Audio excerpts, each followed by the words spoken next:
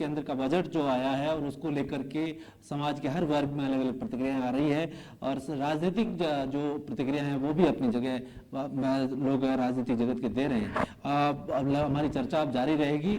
हम अब व्यूज जानना चाहते हैं आम आदमी पार्टी का। जिस तरीके से आम आदमी पार्टी ने जो राष्ट्रपति का अभिभाषण का जो बहिष्कार किया था, तो क्या इस बजट से आप संतुष्ट नजर आ रहे हैं या फिर इस बजट को लेकर के आपका भी वैसा ही जो विचार है जैसा कि कांग्रेस कह रही है?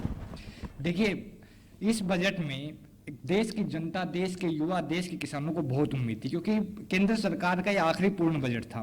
स्पेसिफिकली मैं राजस्थान की बात करना चाहूँ तो राजस्थान शिक्षा नगरी है। राजस्थान में कोटा जो है शिक्षा के लिए पूरे देश में प्रसिद्ध है। सिक्कर में हमारा अच्छा खासा एजुकेशन हब है, जयपुर में, जोधपुर में, हर जगह शिक्षा का एक पूरा हब बन रहा है। शिक्षा पे 18% जो है वो टैक्स केंद्र सरकार वसूल रही है। 18% का मतलब हो गया 1 लाख अगर फीस किसी बच्चे की है तो 18,000 रुपए तो उसका मोदी जी ही उससे ले लेंगे। तो लगातार शिक्षा महंगी हो रही है। इसको लेकर के उम्मीद थी कि इस बजट में शिक्षा को जो सस्ता करने के लिए, ताकि हर गरीब का बच्चा पढ़ पाए, इस उम्मीद में केंद्र सरकार कोई कदम उठाएगी, लेकिन वो पूरा नहीं हो पाया। दूसरा, पर्यटन को लेकर के राजस्थान और देश की पूरी जनता को बड़ी उम्मीद थी। पर्यटन के मामले में केंद्र सरकार ने पिछले बजट में बेहद कम बजट रखा था। इस बार भी कोई खास घोषणा पर्यटन को विकसित करने को लेकर के नहीं हुई। आज राजस्थान में डेस्टिनेशन वेडिंग्स हो या जैसलमेर हो, यहाँ पे पर्यटन का एक बहुत अच्छा स्कोप था, लेकिन कोई बड़ी योजना केंद्र सरकार यहाँ के लिए लेकर के नहीं आई। ईआरसीपी एक बड़ा मुद्दा लगातार राजस्थान में चल रहा है। पिछले चुनाव में भी पूरी भाजपा ने इसको खूब प्रचारित किया। मोदी जी ने खूब यहाँ पे स्टेटमेंट दिया कि ईआरसीपी को लेकर हम सकारात्मक रुख अपनाएंगे, लेकिन जब समय आया, अगले साल राजस्थान विधानसभा के चुनाव हैं, जनता को उम्मीद थी कि शायद इस बजट में तो हमारी सुनी जाएगी, वो फिर से अधूरी रह गई। राजस्थान के 13 जिलों की बड़ी मांग थी जिसे पूरी तरह से नकार दिया गया। चौथा, सोलर ऊर्जा को लेकर के राजस्थान में एक बड़ा स्कोप है, उसको लेकर के भी राजस्थान के युवाओं को उम्मीद थी कि कोई बड़ा प्रोजेक्ट केंद्र सरकार लेकर के आएगी जिससे राजस्थान के युवाओं को रोजगार मिलेगा, क्योंकि आज सबसे ज्यादा बेरोजगारी अगर देखी जाए तो वो राजस्थान में ही है। तो जो उम्मीद युवाओं की थी वो भी अधूरी रह गई है। तो पूरी तरह से जो बजट था ये युवा विरोधी साबित हुआ। दूसरी बात, किसानों की खेती के जो उपकरण हैं उन पर 18% टैक्स आज जो है केंद्र की भाजपा सरकार वसूल रही है। आज ये लोग कह रहे हैं कि हम लोग किसानों की आय जो दुगनी कर देंगे। किसानों की आय तो दुगनी नहीं हुई, लेकिन देश पे कर्ज दुगना हो गया। तो 14 प्रधानमंत्रियों ने मिलकर के जो 55,000 करोड़ रुपए का जो है कर्ज लिया था, इकलौती मोदी सरकार ने 1 लाख करोड़ का लोन जो है पिछले 8 साल के अंदर ले लिया है। तो आज देश का हर इंसान 1 लाख रुपए का कर्जदार हो गया।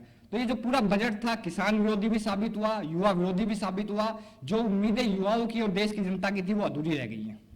बिल्कुल, जो यादव जी आपने जिस तरीके जिक्र किया, आपका चिरपरिचित अंदाज जो शिक्षा को लेकर खासतौर से आपने चिंता जाहिर की कि उसको लेकर खास कुछ हो सकता था लेकिन नहीं हुआ।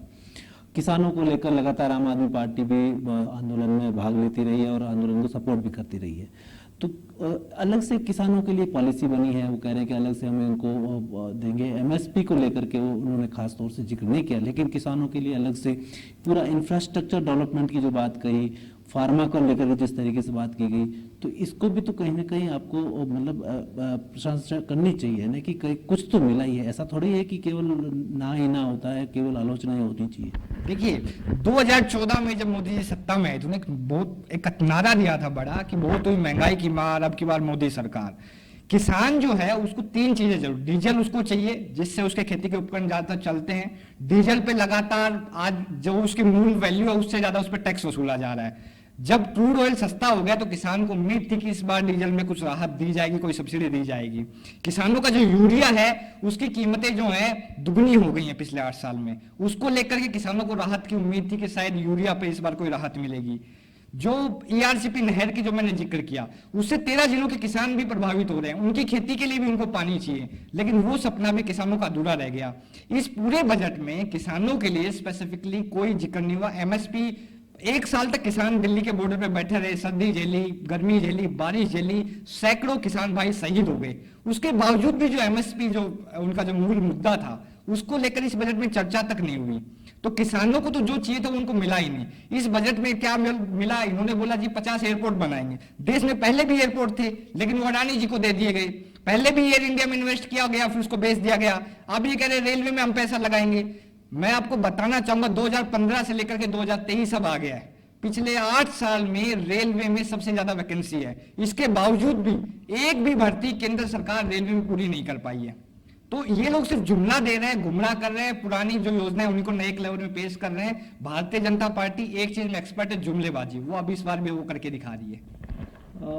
आम आदमी पार्टी के प्रवक्ता काफी अग्रेसिव होकर के कह रहे हैं कि जिस तरीके से जुमला पार्टी का जो उन्होंने एक अलग से अपना नारा इजाद किया है भाजपा के लिए, वो यहाँ कहते हुए नजर आ रहे हैं। कांग्रेस से जानते हैं, कांग्रेस जिस तरीके से हमलावर है, और कांग्रेस में तिवारी जी आप जिस तरीके से पहले कह रहे थे, मुख्यमंत्री अशोक गहलोत ने भी कहा है कि खासतौर से राजस्थान का जिक्र किया जाए, देवेंद्र जी भी कह रहे थे कि ईआरसीपी का कहीं कोई जिक्र नहीं है। तो क्या आपको उम्मीद थी कि इसमें राष्ट्रीय परियोजना घोषित कर दी जाएगी, और साथ ही कोई नई परियोजना जिसको लेकर के पूरे देश की नजर थी कि इस बजट में कुछ आ सकता है, वो नहीं मिली? मनोहर भाई, ईआरसीपी तो राजस्थान के 2.5 करोड़ लोगों के जीने और मरने का प्रश्न है, और जननायक अशोक गहलोत ने तो यहां तक कहा अगर केंद्र सरकार इसको राष्ट्रीय परियोजना नहीं घोषित करेगी तो भी राजस्थान की सरकार उन लोगों को 2.5 करोड़ लोगों को हम पीने का पानी और किसानों को पानी मुहैया कराएंगे। और फिर राजस्थान में दुर्भाग्य कहें या सौभाग्य कहें, 25 के 25 सांसद भारतीय जनता पार्टी के हैं, और राजस्थान के लिए जो सरकार चाहती है, राजस्थान के जननायक ने कहा कि जो राजस्थान की स्वास्थ्य का जो हमने बहुत बड़ा काम किया, 10 लाख रुपए का हम फ्री इलाज करते हैं, उसमें जो बीमित है उसको 5 लाख, अगर एक्सीडेंटल अगर हो जाता है तो उसको 5 लाख का नगद मुआवजा मिलता है। मुख्यमंत्री ने कहा भारत सरकार इसको राष्ट्रीय बजट में घोषित करे, उन्होंने कुछ नहीं किया। और फिर राजस्थान की जो बात है, लोक कला प्रशिक्षण केंद्र सहित राजस्थान जैसलमेर के अंदर आपने कुछ घोषणा नहीं करी। कोटा में ग्रीनफील्ड एयरपोर्ट बनना चाहिए, उदयपुर को अंतर्राष्ट्रीय हवाई अड्डा सेवा देनी चाहिए, बीकानेर में ड्राई पोर्ट बनना चाहिए, अजमेर को भारत वंदे ट्रेन और जयपुर के आसपास नए अभयारण्य की मांग भी हमने कर रखी है।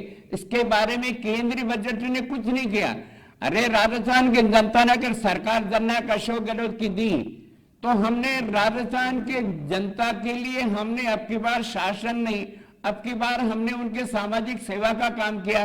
भारतीय जनता पार्टी के 25 सांसद जो राजस्थान के प्रतिनिधि हैं, जो हमारे वकील हैं, राजस्थान की जनता के लिए पीने के पानी की बात करें, घर घर नल की योजना को, राजस्थान जैसा जो देश का सबसे बड़ा भौगोलिक क्षेत्र है, यहां पर भी आप वही दोहरा मापदंड अपना रहे हो। विकसित राज्यों में जितना आप केंद्र की सहायता उतनी आप देना चाहते हो। हमने उनसे कह रखा, जननायक अशोक गहलोत ने कह रखा हमें इसको अतिरिक्त पैसा दो, क्योंकि हमारा गांव ढाणियों में दूर दूर तक जैसलमेर बाड़मेर जैसे इलाके जहां 10 गांव की एक ढाणी है, 10 घरों की एक ढाणी है, वहां पीने का पानी कैसे पहुंचाएंगे? घर घर नल योजना के लिए आप अतिरिक्त पैसा नहीं दे रहे हो। उदयपुर जैसे अंतर्राष्ट्रीय ख्याति प्राप्त वहां अंतर्राष्ट्रीय हवाई अड्डा ही नहीं दे रहे हो।